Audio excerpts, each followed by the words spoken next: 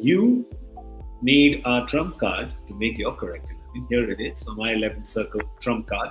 We have Suryakumar Yadav on it because he likes the Rajasthan bowling.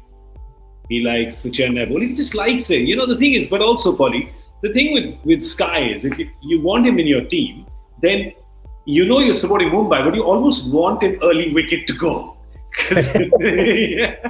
Yeah, it's true, and they're trying to find the balance, haven't they? I mean, last year they opened with him, and that was almost when he was at his best. And we've always talked about Parthiv Patel and the fact that he can sometimes struggle once the first 6 overs are done to then find boundaries. And Suryakumar is very much in the similar mold. He's a classy player.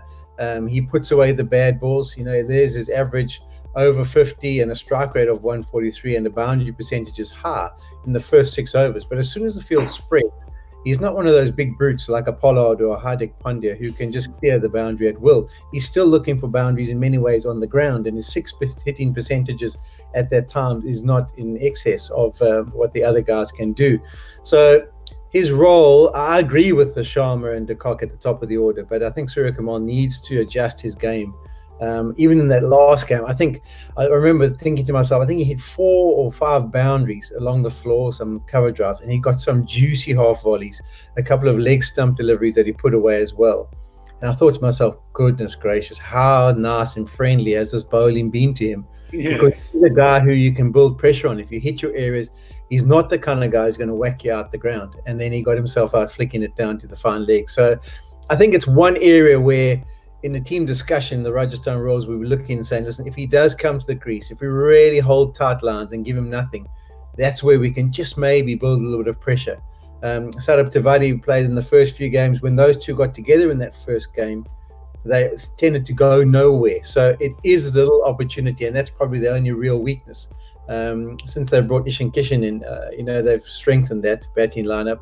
But I think it is the one moment where maybe like a Jofra Archer, a good over to him could build some pressure. But could you just be in that Mumbai dugout and be telling Suryakumar Yadav that day agreed it was the scoreboard pressure, or perhaps Sharjah pressure that you've just got to, chase that one outside leg stump in and give it to the 30-yard fielder. But could you just tell Suryakumar Yadav that, listen, we've got big hitters around you. It's just everywhere. We're just all big hitters. Maybe you do the role that maybe Faf did in Chennai for the first few games. Maybe you just do that. Don't put pressure on yourself. 125 is a good strike rate. Just make sure that you're holding an end up. Do you think that could be? Or Mumbai is strong enough to not need that?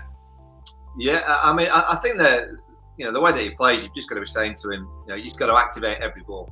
An activation is not hitting the ball out into the stands. It's just rotating the strike, realising that if there's a power hitter in and you're not the power hitter, if the ball's in your zone, you can get it to the boundary, you go for it. But if not, you've just got to make sure you're off strike and you're giving that power hitter every opportunity to strike it into the stands. I mean, a T20 batting lineup is not about just having brute power all the way down. You need clever, smart cricketers in there as well. And, running between the wicket, rotating the strike, targeting certain bowlers at the right time. It's just kind of a blueprint of a T20 batting lineup.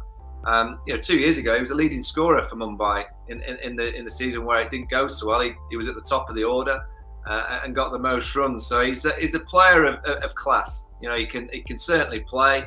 And if I was, and I'm sure Polly would be the same, you'd just be saying you've got to play your game. You're in the team to play your way. There's no point in him trying to play like Kieran Pollard. He's not that style of player. He's just got to play his way. And if he does that, he'll contribute to the team. Yeah, and I think from a management perspective, I mean, you got the right game. Jayawardena, he's sitting in the dugout, and his strength wasn't really to whack it out the ground. He found a way to be very effective in this format. So I'm sure they'll be spending a little bit of time. I think the battle for him is just that he doesn't know when he's going to be going in.